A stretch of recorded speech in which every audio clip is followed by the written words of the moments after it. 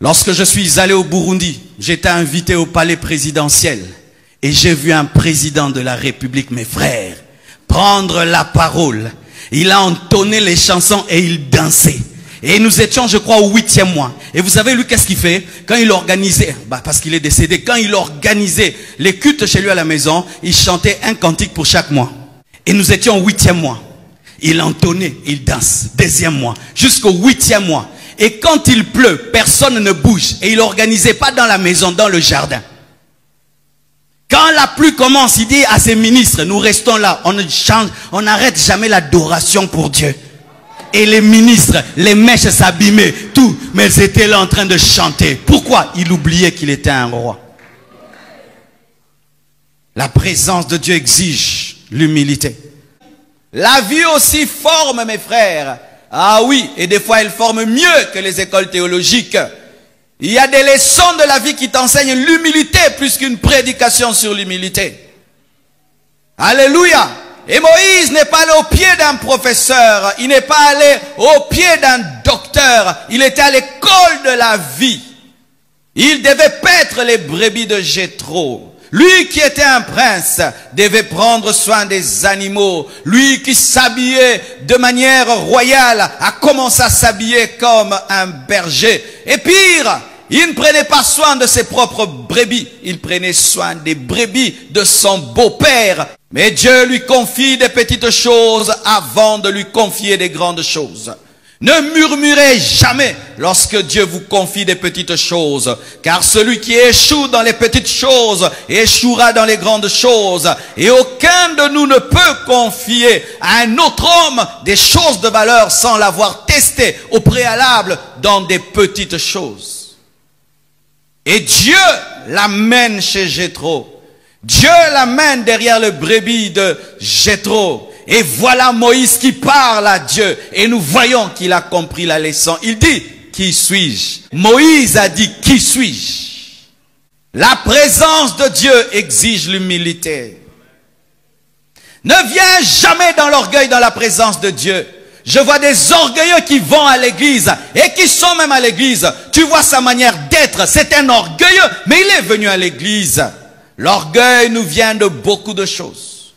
L'orgueil peut venir même de tes vêtements. Certains, ils sont orgueilleux parce qu'ils sont seulement bien habillés. Rien que ça. Du coton, du coton, du coton, du coton. Orgueilleux parce qu'il a garé une belle voiture dehors qu'on ne voit même pas. Oui, tu es orgueilleux d'une voiture que personne ne voit. Orgueilleux de son compte en banque que personne ne connaît. Orgueilleux de sa beauté qui va faner.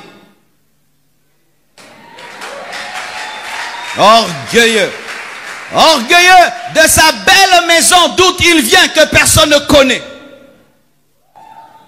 Orgueilleux de son niveau intellectuel alors que tu ne connais pas tout. Nous sommes orgueilleux. Orgueilleux de sa famille alors que tu n'es même pas dans la famille de Rockefeller. Orgueilleux. Nous sommes orgueilleux d'avoir l'onction alors que tu n'as jamais ressuscité un mort. Orgueilleux, orgueilleux de quoi? Tu es orgueilleux ce matin de quoi? Prends ta main, mets-la, frotte, frottons, frottez. Frottez, frottez mes frères. Santé, tu sens mauvais, tu sens mauvais. C'est dire que tu es un cadavre, c'est dire que tu es de la poussière. Tu es un homme, tu es un homme.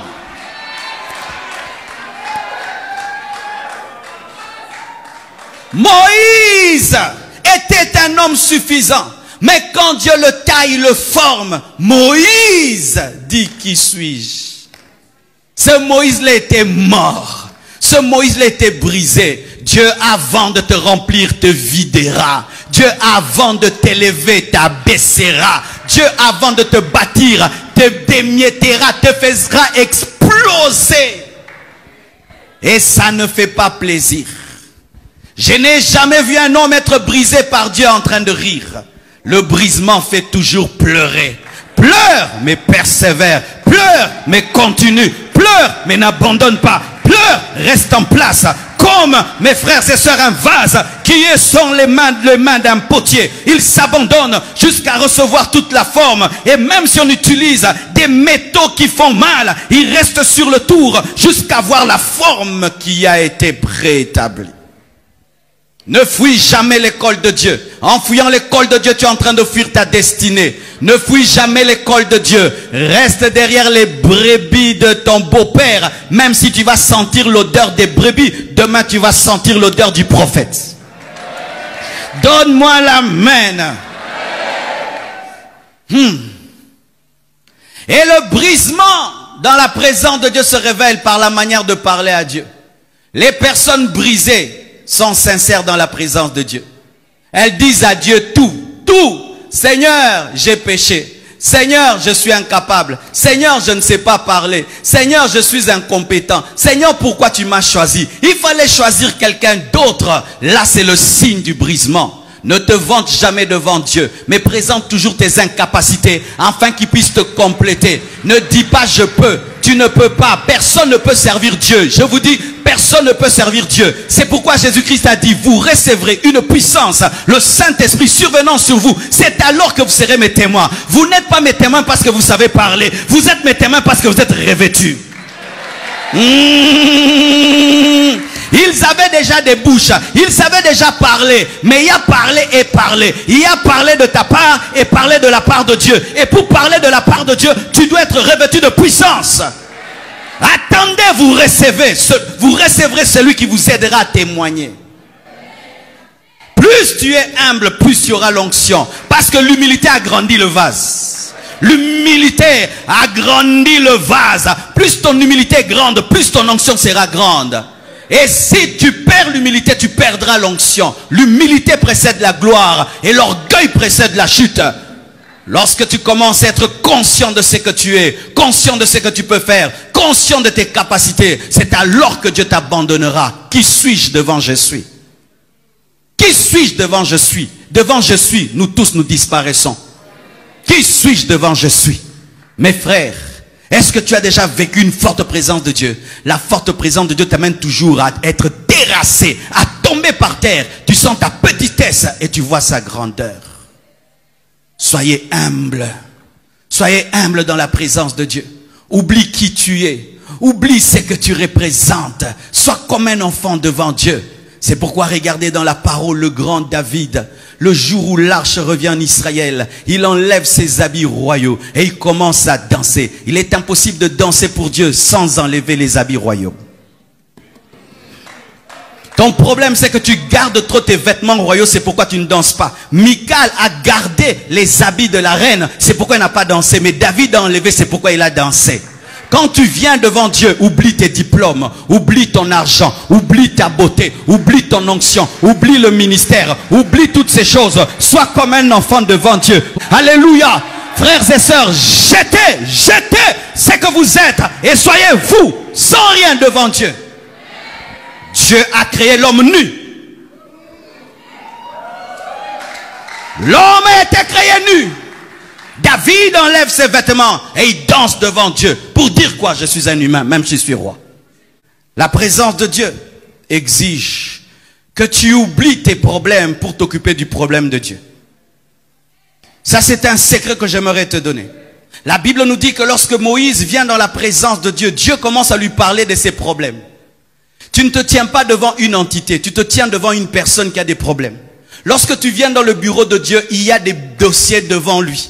Le salut des âmes, la guérison des malades, les captifs qui doivent être libérés. Mais ton problème, c'est que tu penses que Dieu est un distributeur. C'est pourquoi tu parles et tu ne l'écoutes pas. Alors qu'il faut d'abord écouter les problèmes de Dieu avant de parler de tes problèmes. Car il se peut que tu es en train de chercher un enfant, mais Dieu est en train de chercher un prophète. Et si ton enfant peut devenir un prophète, c'est alors que tu auras l'enfant. Tu es en train de chercher l'argent, mais Dieu cherche à envoyer un missionnaire. Et si tu dis, Dieu, donne-moi le travail, Dieu va te donner le travail pour envoyer un missionnaire. Ton problème, c'est que tu es dans ton problème au lieu d'être dans le problème de Dieu pour qu'il résolve ton problème.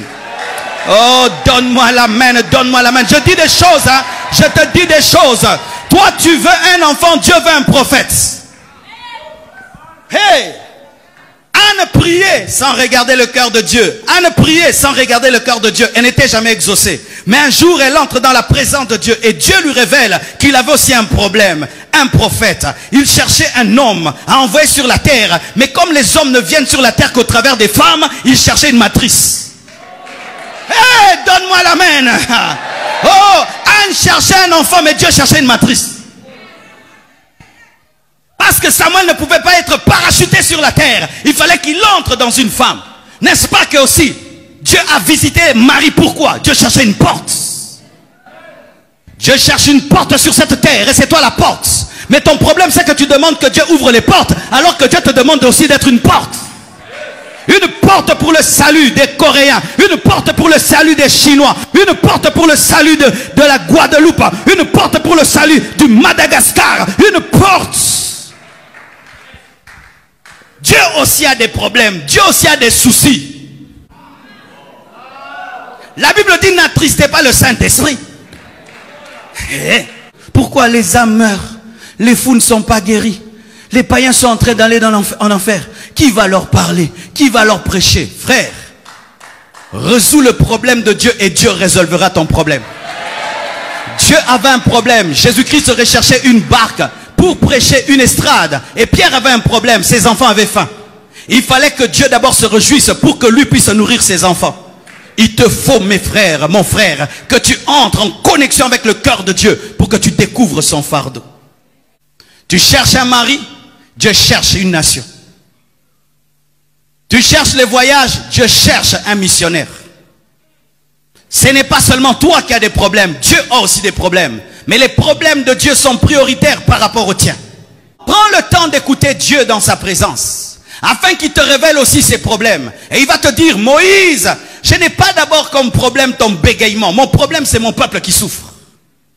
Lorsque Moïse se tient devant Dieu, Dieu se manifeste à lui au travers d'un buisson en feu qui révélait quoi? Le peuple d'Israël qui souffrait. Le buisson ardent n'est pas d'abord une manifestation de puissance, c'est une manifestation de souffrance. C'était Israël qui souffrait, mais qui ne se consumait pas. C'est-à-dire, malgré la souffrance, ils devenaient plus nombreux. Oh. Mes frères, regardez votre quartier. Il y a des enfants qui accouchent à 12 ans, 15 ans, 16 ans. Dieu cherche quelqu'un qui va ouvrir une église. Il y a des hommes qui sont en train de se suicider. Dieu cherche un homme qui va prêcher la paix. Tu n'es pas le seul à avoir des problèmes. Dieu a aussi des problèmes. Le salut des âmes. Mon frère, parce que l'homme est créé à l'image de Dieu. Aucun homme n'aime qu'on le cherche que pour des besoins. Pourquoi? Parce que Dieu n'aime pas cela. Nous sommes comme Dieu. Si tu veux entretenir une relation avec Dieu, voici ce que tu dois faire. Père, au nom de Jésus-Christ, quel est ton problème? Quoi? Dieu va dire, quoi? Michael vient. Gabriel vient. Il y a un homme extraordinaire qui est entré dans ma présence. Qu'est-ce qu'il a fait? Il m'a posé une question qu'on me pose rarement. Quel est mon problème?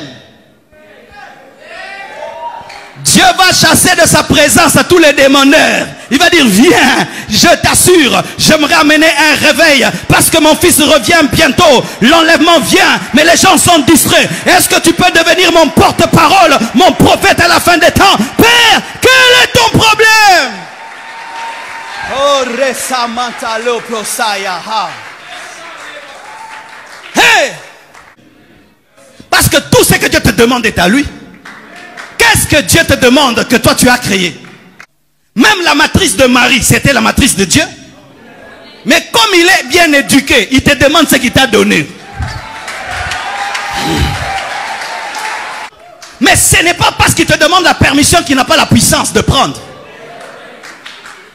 Parce que si tu ne donnes pas ce que Dieu veut te donner, Dieu te demande, il va t'arracher mais autrement. Seigneur, je suis là. Je t'adore, je te loue, je te glorifie. Quel est ton problème? Mon peuple souffre. Ça fait 400 ans qu'ils sont là. Certains même sont nés dans l'esclavage. Je cherche un homme.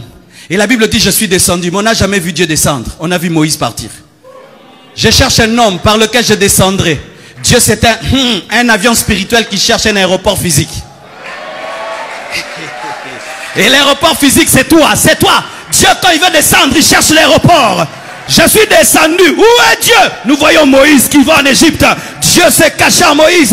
Dieu veut se cacher en toi afin de libérer, de sauver, de délivrer. Dieu veut se cacher en toi. Dieu veut se cacher en toi.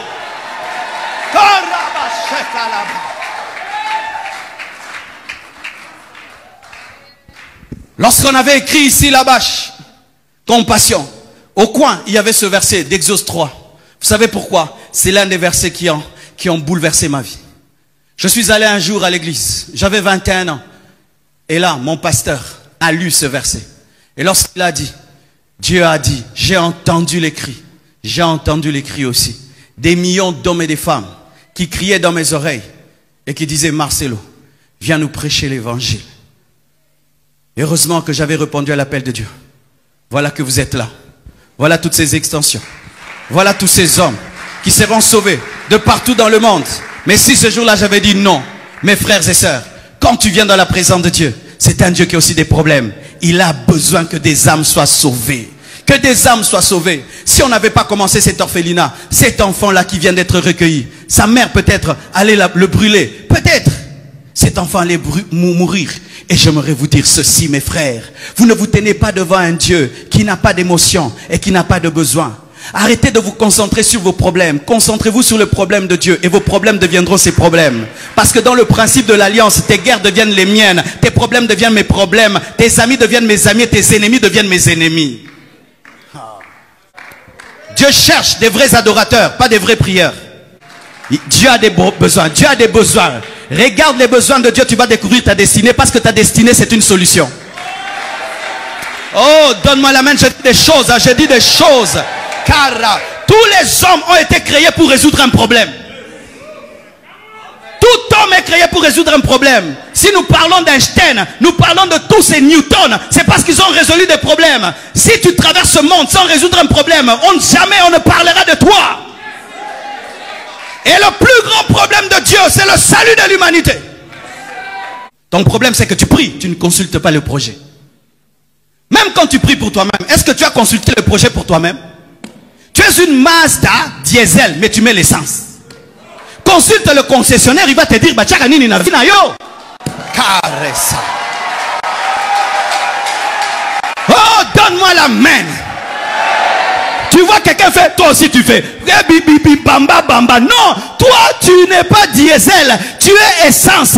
Cherche à connaître pourquoi Dieu t'a créé et fais entrer ce que Dieu t'a dit de faire entrer. Peut-être toi tu dois lire des livres, tu lis des livres, tu lis des livres, tu lis des livres, tu lis des livres, tu lis des livres et tu arrives. Mais l'autre doit jeûner.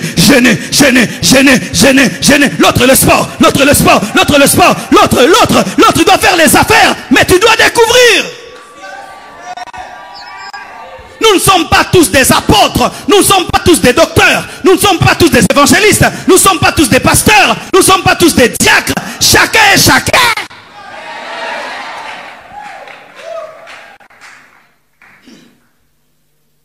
Si tu viens chez moi, j'ai créé mon King Akati. Ça veut dire, j'ai aussi beaucoup d'animaux. Ça veut dire ça, hein, ne me créez pas des problèmes. J'ai beaucoup d'animaux, j'ai des singes. J'ai des canards, en soi ce sont des animaux de blanches, c'est elle qui aime beaucoup les canards. Mais un jour, je priais, je les regardais. Tu regardes le canard particulier, tu regardes l'aigle majestueux. Il y a un animal là que j'ai qui s'appelle gris couronné, particulière. Tu regardes les chiens, particuliers. Et tu penses que Dieu, qui crée des animaux de manière particulière, va faire que tous les hommes se ressemblent. Tu sais pourquoi tu ne réussis pas? Parce que quand tu te tiens devant Dieu, tu dis Seigneur, donne-moi ce que tu as donné à l'autre. Mais lui c'est un canard, toi tu es un aigle. Un aigle qui demande la nourriture des canards. Tu vois, tu es un aigle, tu demandes la nourriture des canards. Les canards, nous les mettons ensemble. L'aigle est seul. Parce que sa dimension réclame la solitude. Si tu mets quelqu'un d'autre, il va tuer. C'est pour qu'elle est seule. Et toi tu te plains de ta solitude alors que tu es un aigle. Et toi tu envies les gens qui sont libres alors que toi tu es un aigle. Parce que Dieu doit te mettre dans des principes. Parce que s'il ne met pas des principes, tu vas détruire ta vie. Mais toi tu aimerais être comme les autres alors que toi tu es un aigle. Oh, je n'ai pas d'amis, je n'ai pas d'amis. Toi tu es un aigle. Tu es un aigle. Tu n'es pas un canard. Tu es un aigle. Tu as déjà vu l'aigle se plaindre de la solitude? Se plaindre des auteurs? Il ne se plaint pas. Pourquoi? Il sait qu'il est fait pour être seul.